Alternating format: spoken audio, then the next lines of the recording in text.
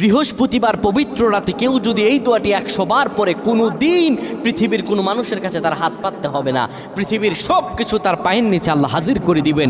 দারিদ্রতা থেকে মুক্তি দান করবেন, বিপদ আপদ থেকে মুক্তি দান করবেন, তার সম্মানকে দান করবেন, অসুস্থতা থেকে দূরে রাখবেন, আল্লাহর অশেষ দয়া ও রহম তাকে দান করে দিবেন। সুবহানাল্লাহ। বৃহস্পতিবার রাত এটি গুরুত্বপূর্ণ রাত। এই রাত সপ্তাহে একদিন আসে। আরবিতে রাত আগে আসে, দিন পরে আসে। সুতরাং বৃহস্পতিবারের যে দিন গিয়ে রাত, এটি বৃহস্পতিবার রাত নয়, এটি শুক্রবারের রাত, এটি জুমাবারের রাত, এটি দোয়া কবুলের রাত, আল্লাহর কাছাকাছি হওয়ার রাত। সুবহানাল্লাহ। এই বৃহস্পতিবার রাত আল্লাহ তাআলা বান্দার দোয়া কবুল করেন।